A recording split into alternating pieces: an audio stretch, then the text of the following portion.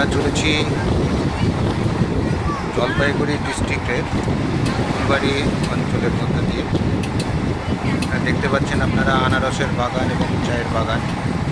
ঠিক তার উল্টো দিকেই বাংলাদেশের বর্ডার তারকাটা দিয়ে ঘেরা।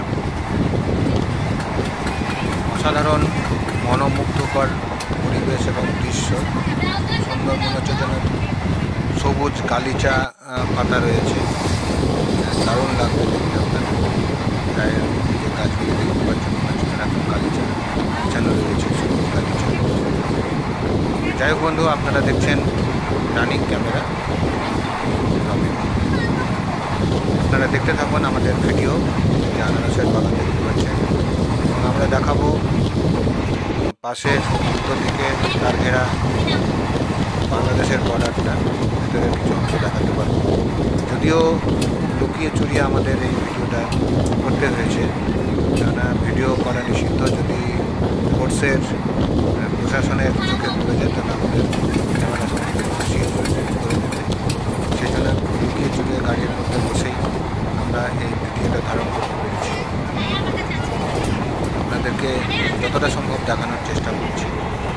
যদি আমাদের ভিডিও ভালো লেগে থাকে তাহলে রিকোয়েস্ট করবো আমাদের ভিডিওকে সাবস্ক্রাইব করার জন্য, লাইক করার জন্য এবং শেয়ার করার জন্য।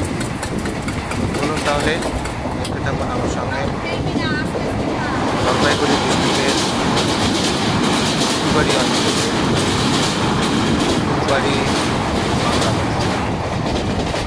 আর কিছু অংশ আমরা দেখাচ্ছি গাড়িতে বসে।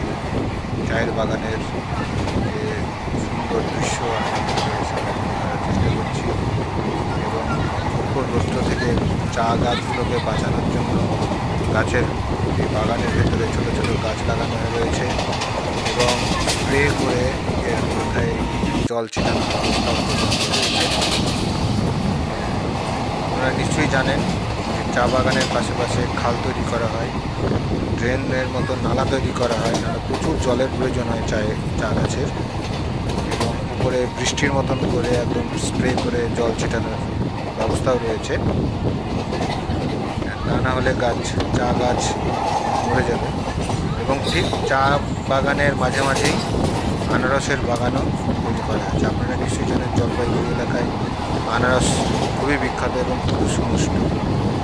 মানে আমাদের যে দক্ষিণবঙ্গে যে সমস্ত আনারসগুলো আসে সেগুলো অনেকটাই কাঁচা কাঁচা আসে, এলাকায় একদম পাকা ফল থাকে এবং তার স্বাদও অতুলনীয়। যাই হোক, দেখতে থাকুন ভিডিও। সুন্দর দৃশ্য আপনাদের সামনে তুলে ধরার চেষ্টা করছি। জানি না কতটা ভালো লাগবে, রিকোয়েস্ট করবেন। এই যে দেখতে পাচ্ছেন, এই যে তার ঘেরা অঞ্চলটি পার করে যে এলাকাটা আপনারা দেখতে পাচ্ছেন, এটা টোটালটাই বাংলাদেশের এলাকা। আমরা এই তারঘেরা, এটা ইন্ডিয়ায়, আমরা আছি ইন্ডিয়াতে। আর তারঘেরার উল্টো দিকে যে অংশটা আপনারা দেখতে পাচ্ছেন সেটা বাংলাদেশ। কিছু বাড়িঘরও দেখা যাচ্ছে, দেখতেই পাচ্ছেন আপনারা, এবং চাষের জমি, কিছু পশুও এখানে চড়ছে, গরু ছাগল। এই যে ঘরবাড়িগুলো, এই যে বর্ডারের যে অংশটা, এখান থেকে আপনাদেরকে একটু ভালো করে দেখানোর চেষ্টা করতে পারছি। এই পুরো যে দূরে দেখতে পাচ্ছেন আপনারা ঘরবাড়িগুলো, টোটালটাই বাংলাদেশের মধ্যে, আর আমরা ইন্ডিয়া হয়ে যাচ্ছি। আপনারা দেখতে থাকুন আমার ভিডিও।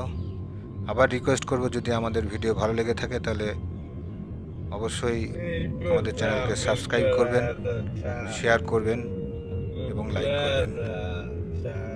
আমাদের রানিং ক্যামেরা ফেসবুকেও পেজ রয়েছে, যারা ফেসবুকে দেখতে চান তারা রানিং ক্যামেরা বলে সার্চ করবেন, সেখানেও আমাদের এই ভিডিও আপনারা পেয়ে যাবেন।